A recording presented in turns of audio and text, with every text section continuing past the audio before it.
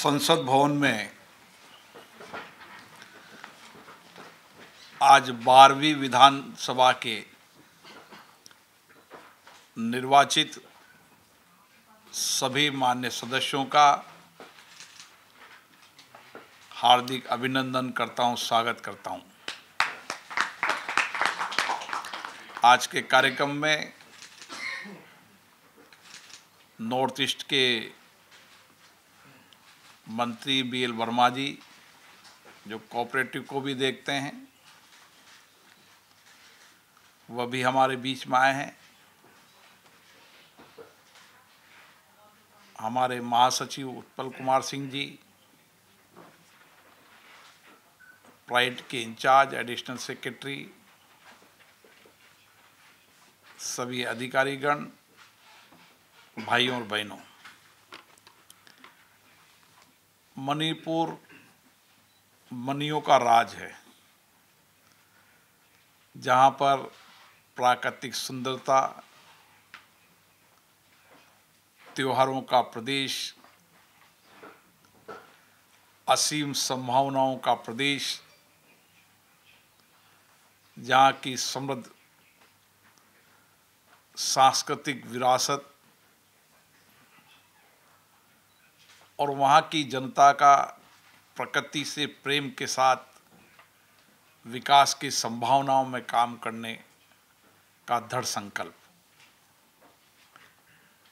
आप सब 12वीं विधानसभा के अंदर निर्वाचित होकर आए हैं। आप पर बहुत बड़ी जिम्मेदारी मणिपुर की जनता ने दी है। उस क्षेत्र की अपेक्षाओं को पूरा करने की, लोगों की आकांक्षा, कठिनाइयां, अभावों को दूर करने की, और किस तरीके से आप सबके प्रयासों से, सरकारों के प्रयास से हम मणिपुर की जनता के सामाजिक आर्थिक परिवर्तन ला सकते हैं। इसके लिए एक विधायक के रूप में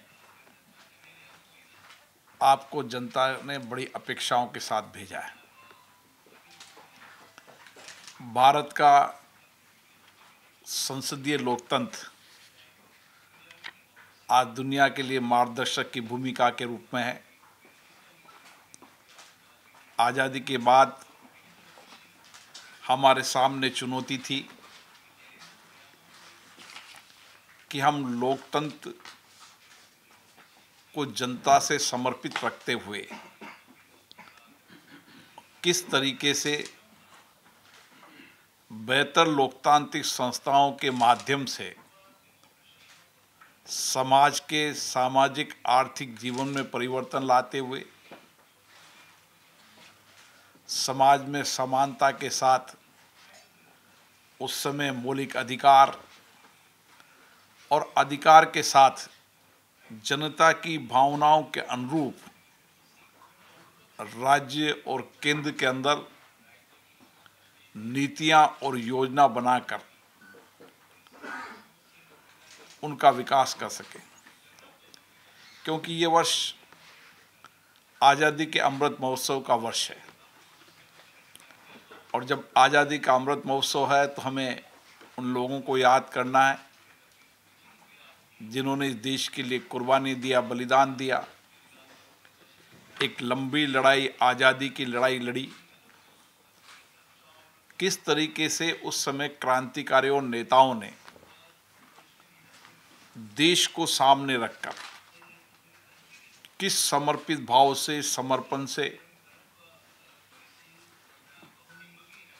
सेवा से, त्याग से, बलिदान से इस देश को आज़ाद कराया। इसलिए ये वर्ष हमारे लिए उन स्वतंत्रता सेनानियों को स्मरण याद करने का वर्ष भी है, और उनके देश के प्रति, राष्ट्र के प्रति समर्पित भाव से काम करने का उनका लक्ष्य हमें नई प्रेरणा देता है, नई ऊर्जा देता है। हम सब लोग उस राज्य से आते हैं जो राज्य किसी जमाने में पिछड़ा था,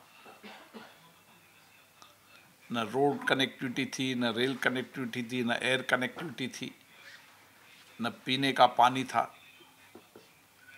एक बुनियादी आवश्यकताओं से संघर्ष कर रहा था। लेकिन आप सबके लोकतांत्रिक संस्थाओं के प्रयासों से, चुने हुए जनप्रतिनिधियों और सरकारों के प्रयासों से, केंद्र सरकार के प्रयासों से आज मणिपुर विकास की तेज रफ्तार से आगे बढ़ रहा है।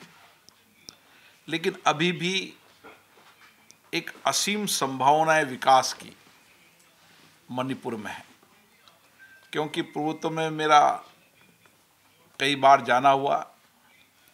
पूर्वोत्तर संस्कृति को संरक्षण करते हुए हमें विकास की योजनाएं बनाना है, जहां हमारी पूर्वोत्तर संस्कृति भी संरक्षण भी रहे, वहाँ की परंपराएं, रीति रिवाज, वहाँ की प्राकृतिक संपदा, उस सबको संरक्षित करते हुए हमें विकास के मॉडल को बनाना है। इसलिए जनप्रतिनिधियों की भूमिका ज़्यादा व्यापक हो जाती है। जनप्रतिनिधि जनता से सीधा संवाद देता है, वो जनता के बीच में रहते हैं तो उनकी समस्याएं, अभाव, कठिनाइयों को जानते हैं। इसलिए विधानसभाओं के माध्यम से हम सदन में उनकी भावनाओं को अभिव्यक्ति करते हैं। इसलिए सदन मर्यादित चले, अनुशासित चले, सदनों के अंदर सार्थक चर्चा हो, संवाद हो। सरकार के सामने हम चर्चा संवाद के साथ सुझाव भी रखें, सकारात्मक दिशा भी रखें, ताकि सरकार जब नीतियां बनाए, कार्यक्रम बनाए, तब हमने दिए गए सुझाव, हमने दिए जनता के अपेक्षाओं को ध्यान में रखकर अगर कोई सरकार नीतियां बनाती है, कार्यक्रम बनाती है, कल्याणकारी योजनाएं बनाती है, तो निश्चित रूप से उससे जनता का कल्याण होता है। और उसके लिए एक नए चुने वाले विधायकों को, जहां हमारे पूर्वोत्तर जो वरिष्ठ हमारे सदस्य हैं, उन वरिष्ठ सदस्यों के अनुभव, उनका ज्ञान, उन्होंने सदनों में की चर्चा संवाद, उसका भी हमें अध्ययन करना चाहिए। और उसके साथ साथ एक जनप्रतिनिधि उस विधानसभा के नियम प्रक्रियाओं के अंतर्गत किस तरीके से अपनी बात रख सकता है। तो जहां पर हमें पुराने वरिष्ठ सदस्यों का अनुभव, ज्ञान प्राप्त हो, संसदीय नियम प्रक्रियाओं की जानकारी हो, संविधान की जानकारी हो और जनता की भावनाओं की जानकारी हो, इन सब चीज़ों के जानकारी होने से सदन में हम व्यापक तरीके से चर्चा संवाद कर पाएंगे। एक बहुत बड़ी जिम्मेदारी हमारी कानून बनाने की भी है।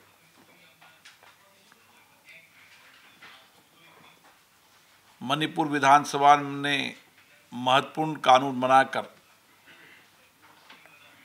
मणिपुर की जनता के जीवन में सकारात्मक परिवर्तन लाए, कानूनी उनको अधिकार दिया है। कानून जनता के लिए बनते हैं ताकि उनको कानून के अंतर्गत अधिकार मिल सके, जनता को कानून के अंतर्गत न्याय मिल सके। कानून अगर सही बनता है तो शासन और प्रशासन में जवाबदेही भी होती है, पारदर्शिता भी होती है। इसलिए कानून बनाते समय विधानसभा में हमें पूर्वोत्तर कानूनों का भी अध्ययन करना चाहिए, क्योंकि कई बार कानून के अंदर मूल कानूनों में संशोधन लाते हैं। जब मूल कानून में संशोधन लाते हैं, कुछ कंक्रीट सब्जेक्ट होते हैं जिसको केंद्र और राज्य बना सकता है, कुछ कानून राज्यों को ही अधिकार है, कुछ कानून केंद्र को ही अधिकार है। हमारी संविधान की अनुसूची में स्पष्ट रूप से कानून बनाने का अधिकार को स्पष्ट किया है। इसलिए जब राज्यों के जो कानून बने उस समय मूल कानून में संशोधन हो तो कानून बनाने का उद्देश्य क्या था, क्या क्या उसमें चर्चा संवाद हुई थी, और कानून में आज जो संशोधन कर रहे हैं उन संशोधनों से कानून के माध्यम से क्या प्रभाव पड़ेगा। इसके लिए अगर हम जनता से इनपुट लें, जनता से जानकारी प्राप्त करें,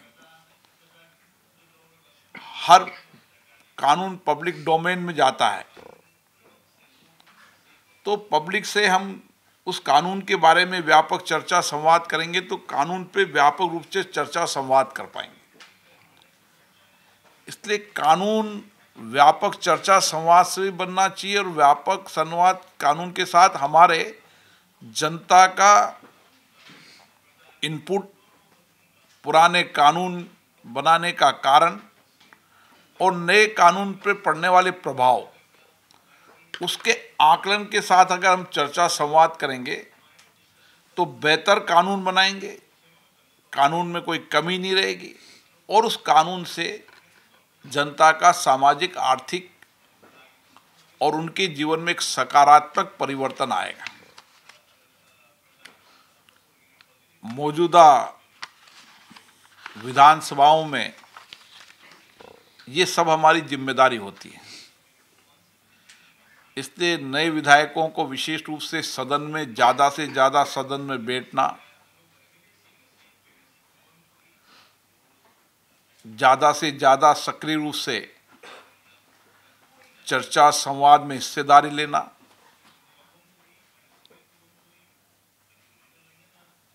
जिस तरीके का आपका उत्साह है, यहाँ महिला सदस्य भी बड़ी संख्या में चुनकर आई हैं मणिपुर में, और महिलाओं का पूर्वोत्तर राज्यों में विकास में बहुत बड़ा योगदान है। केवल पूर्वोत्तर राज्य में नहीं, देश के अलग अलग हिस्सों के अंदर पूर्वोत्तर क्षेत्र की महिला कामकाजी होती है, परिश्रमी होती है, एक विजन के साथ काम करती है। तो हमें उस प्रदेश और देश के परिप्रेक्ष्य में और दुनिया के अंदर क्या परिवर्तन हो रहा है, उस परिप्रेक्ष्य में सदन में चर्चा करनी चाहिए। क्योंकि ये प्रदेश जितने भी हैं, अभी कुछ दिनों पहले हम सिंगापुर हमारा जाना हुआ था, कंबोडिया जाना हुआ था, वियतनाम जाना हुआ था। हमने जो पॉलिसीज बनाई, इन सारे प्रदेशों के साथ हमारे पूर्वोत्तर देशों के साथ उस पॉलिसी के अंतर्गत हमारा उन देशों के साथ निकट संबंध हो, हमारी सांस्कृतिक, हमारा टूरिज्म, हमारा व्यापार उद्योग, क्योंकि पूर्वोत्तर एक पॉलिसी का एक हिस्सा है, उसका प्रवेश द्वार है। इस नाते भी आप देख लें कि पूरी म्यांमार से लेकर पूरी की पूरी बाउंड्री आपसे जुड़ी हुई है। इसलिए वहाँ के अंदर जो उन देश के अंदर सामाजिक परिवर्तन हुए, आर्थिक परिवर्तन, उसका प्रभाव भी पूर्वोत्तर प्रदेशों में पड़ता है। आज हम एक गर्व के साथ कह सकते हैं, भारत की पॉलिसी नीतियाँ, भारत के प्रधानमंत्री का विजन पूरे विश्व के साथ उनके व्यापार, उद्योग, पर्यटन, सांस्कृतिक संबंध, इसके कारण देश के अंदर आज एक सकारात्मक वातावरण बना है। दुनिया के अधिकतम देश भारत के साथ अपने संबंधों को मजबूत करना चाहते हैं, नजदीक संबंध बनाना चाहते हैं। इसका कारण भारत की लोकतांत्रिक व्यवस्था भी है कि भारत के अंदर लोकतंत्र सशक्त मजबूत है। कानून बनाते समय बुनियादी जनता की आवश्यकताएं और इंटरनेशनल परिवर्तन के साथ कानून बनाते हैं। एक स्थिरता वाला देश भारत है। स्थिरता, शांति, ये भारत के संस्कृति के अंदर एक बड़ा हिस्सा है, जिसके कारण दुनिया के सारे देश भारत से जुड़ना चाहते हैं। इसलिए मैं आपसे ये आग्रह करूंगा कि आप नए विधायक हैं, आप यहाँ पर 3 दिन रुकेंगे। अलग अलग विधानसभा के अंदर यहाँ की लाइब्रेरी, यहाँ की प्राइड की संस्था, सूचना प्रौद्योगिकी तकनीकी के माध्यम से किस तरीके से लोकसभा ने नई टेक्नोलॉजी का उपयोग किया है, उस टेक्नोलॉजी के माध्यम से किस तरीके से हमने हमारे माननीय सदस्यों के क्षमता संवर्धन के विकास का काम भी किया है, उनको सही समय पर जानकारी, हमारी रिसर्च विंग को हमने बेहतर किया है। रिसर्च की जानकारी तुरंत माननीय सदस्यों को मिले। ये सारी जानकारी आप यहाँ लेंगे तो अपनी अपनी विधानसभाओं के अंदर अपनी रिसर्च विंग को बेहतर करेंगे, लाइब्रेरी को बेहतर करेंगे। आने वाले समय के अंदर हमारा प्रयास है कि एक देश एक विधायक, एक प्लेटफार्म पर पूरे देश की विधायी नीतियों, कार्यक्रमों, वहाँ की डिबेट, चर्चा अभी तक, वहाँ की बजट, वहाँ के कानून, तमाम एक प्लेटफार्म पर जब अगले वर्ष 2023 में हम लाने का प्रयास है, ताकि हम पूरे देश के विधायी प्लेटफार्मों की गतिविधियों को देख सकें और उनकी अच्छी बेस्ट प्रैक्टिसेस, उनकी अच्छी परंपराएं हम अपने यहाँ भी अपना सकें। और मुझे खुशी है कि राज्य की विधानसभाओं ने बेस्ट प्रैक्टिसेस को अपनाया है, नई टेक्नोलॉजी का उपयोग किया है। उसके कारण जहाँ पर हमारी विधानसभाओं का टेक्नोलॉजी के माध्यम से जहाँ खर्चा बचा है, वहाँ नई विधाएं मिली है, वहीं हमारे विधायकों का क्षमता संवर्धन भी हुआ है। और उसके साथ साथ दुनिया के जितने लोकतांत्रिक देश हैं,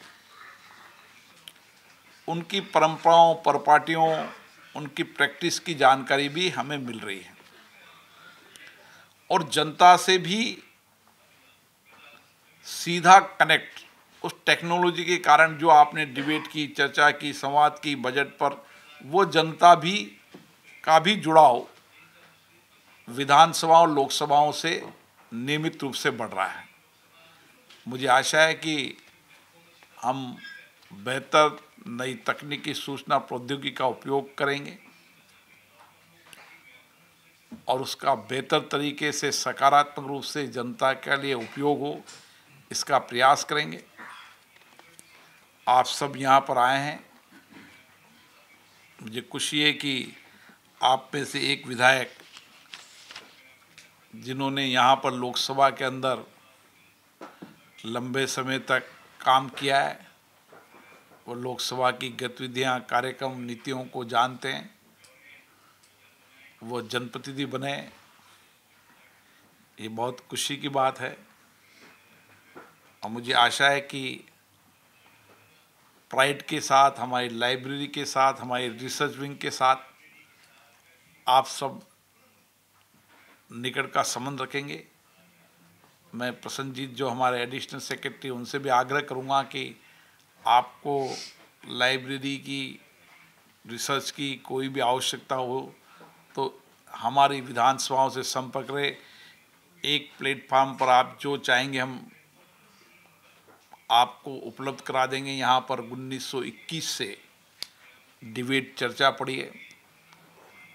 आने वाले समय पर हम मेटा डेटा के माध्यम से 1921 की डिबेटों को 2022 तक पूरा कर लेंगे। आप कभी भी किसी डिबेट को देख सकते हैं कि उस समय जब विधानसभा बनी थी, उस समय उसके विधानसभा बनने पहले क्या क्या कानून थे, उसके बाद क्या क्या कानूनों में परिवर्तन हुआ, किस किस तरीके से उन कानूनों के माध्यम से विधानसभाओं के अंदर हमने नए प्रयोग किए, इसकी भी जानकारी आपको मिलेगी।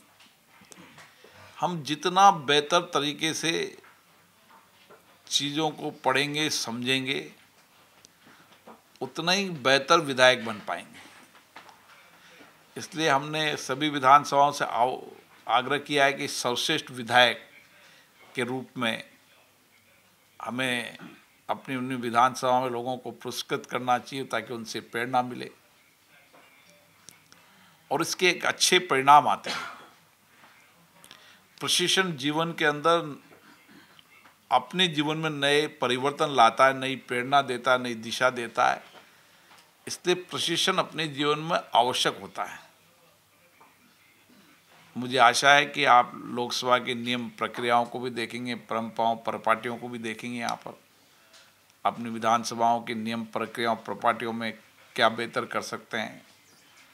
आपसी सहयोग, आपसी सामंजस्य से एक बेहतर विधायी संस्थाओं को हम और बेहतर बना सकते हैं।